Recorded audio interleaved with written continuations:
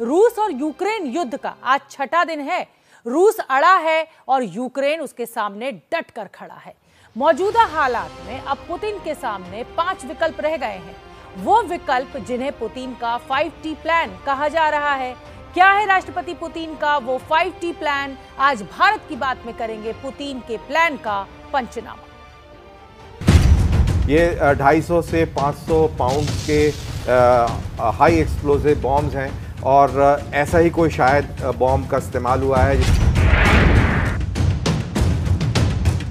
खुशनसीब हैं वो लोग जो ऐसे बम के गोलों और आसमान से बरसती आग को सिर्फ अपने टीवी स्क्रीन पर देख रहे हैं, और बदनसीब हैं वो लोग जिनकी आंखों के सामने तबाही का ऐसा मंजर पसरा हुआ है। चंद सेकंड के भीतर बेहद विशाल और आलीशान इमारत के मलबे में बदल जाने की ये तस्वीर यूक्रेन के खार्किव शहर से आई है।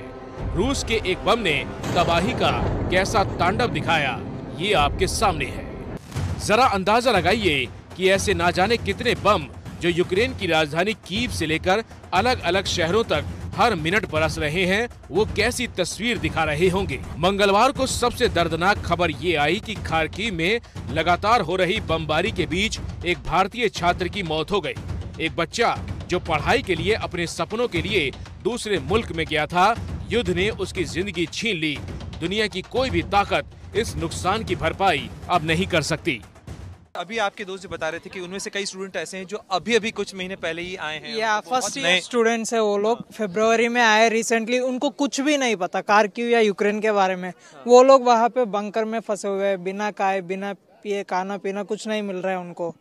उनको हेल्प करनी चाहिए, स्पेशली खार्किव में, स्पेशली बॉर्डर्स में, सुमी और खार्किव स्टेट्स में जो बच्चे हैं उनको स्पेशली यहाँ पे लेके आना चाहिए।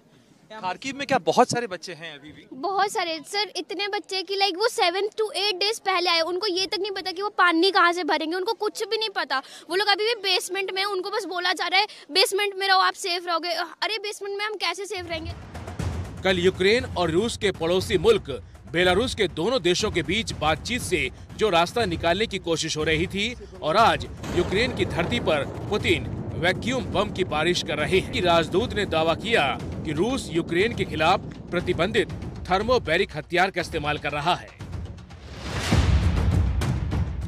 ये तमाम हमले रूस के राष्ट्रपति व्लादिमीर पुतिन के 5T प्लान का हिस्सा हैं, लेकिन लगातार घेरने के बावजूद यूक्रेन झुकने को तैयार नहीं है। रूस और यूक्रेन के बीच छिड़े इस युद्ध में राष्ट्रपति पुतिन के सामने 5 विकल्प रह गए हैं। वो 5 विकल्प क्या हैं? पुतिन का 5T प्लान क्या है? उसका विश्लेषण शुरू करें उससे पहले जरा जान लीजिए कि वैक्यूम बम क्या होता है, जो दावे के मुताबिक रूस ने यूक्रेन पर गिराया है। टीवी स्क्रीन पर मौजूद ये तस्वीरें 14 साल पहले की हैं, जब रूस ने वैक्यूम बम का ट्रायल किया था। 2016 में रूस सीरिया में वैक्यूम बम का इस्तेमाल कर चुका है। अगर यूक्रेन का दावा सही है और रूस वैक्यूम बम का इस्तेमाल कर रहा है, तो ये बेहद डराने वाला है। डराने वाला क्यों है वो समझिए। रूस ने 2007 में वैक्यूम बम बनाया था।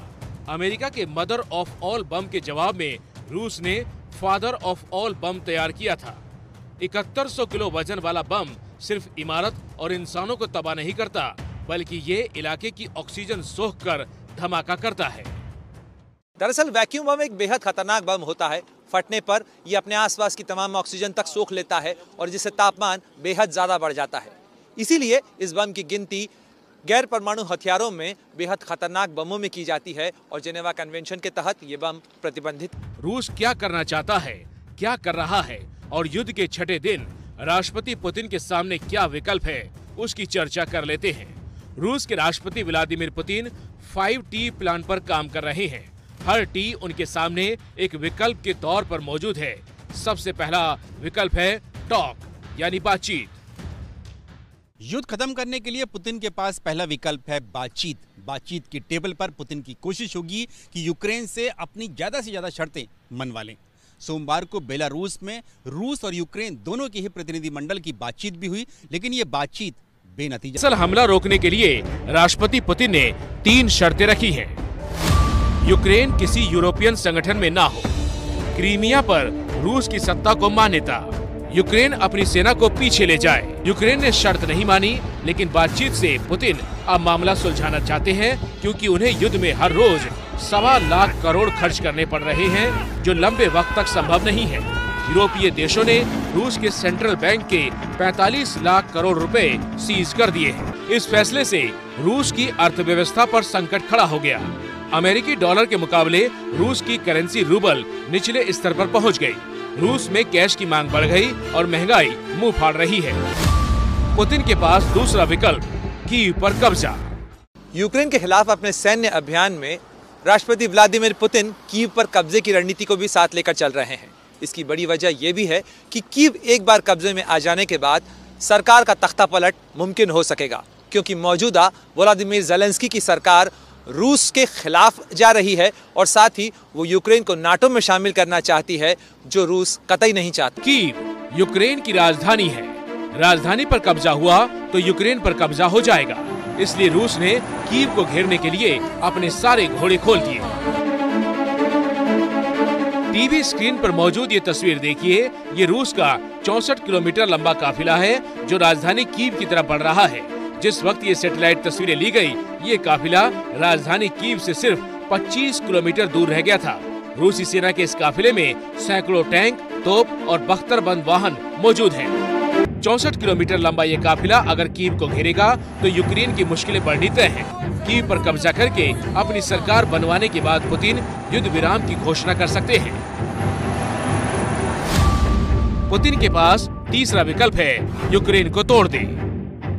पुरानी कहावत है कि जंग में हर तरह के दाव आजमाए जा सकते हैं और पुतिन भी कुछ एक ऐसा ही दाव आजमाने की कोशिश कर रहे हैं, और ये दाव है कि यूक्रेन को 2 हिस्सों में बांट देने का। दरअसल रूस भले ही यूक्रेन की राजधानी कीव पर पूरी तरह से कब्जा न कर पाया हो, लेकिन यूक्रेन के एक बड़े हिस्से पर रूस ने कब्जा जरूर कर लिया। मिसाल के तौर पर रूस ने 2014 में क्रीमिया पर कब्जा कर लिया था, और युद्ध से ठीक पहले पुतिन ने यूक्रेन के पूर्वी हिस्से के 2 राज्यों डोनेत्स्क और लुहांस्क को आजाद मुल्क घोषित कर दिया। यानी 3 हिस्से पुतिन के पास हैं। और अब पुतिन क्रीमिया पर रूसी संप्रभुता को मान्यता देने की शर्त भी रख रहे हैं। यानी यूक्रेन को 2 हिस्सों में तोड़कर उसे कमजोर कर सकते हैं और खुद को मजबूत। पुतिन के पास चौथा विकल्प है, घातक हथियार। राष्ट्रपति पुतिन चौथे विकल्प के तौर पर ट्रिगर का इस्तेमाल कर रहे हैं। ट्रिगर यानी घातक हथियारों का इस्तेमाल। हमने कल ही भारत की बात में ही आपको दिखाया था कि पुतिन अपने परमाणु हथियार दस्ते को अलर्ट पर रखने का निर्देश जारी कर चुके हैं।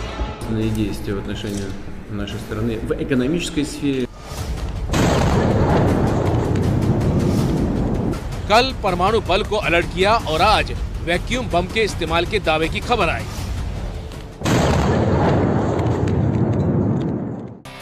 पुतिन घातक हथियार का इस्तेमाल करके यूक्रेन को घुटनों पर लाना चाहते हैं।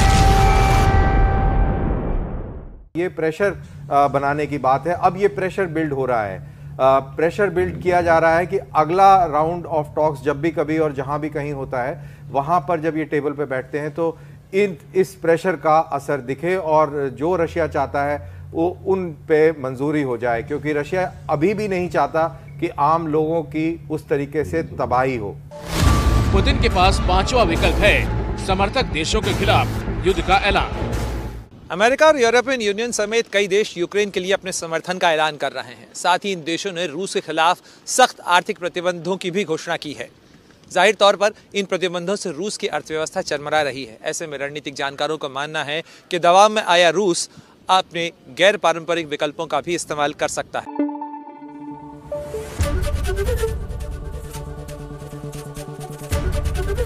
एबीपी न्यूज आपको रखे आगे।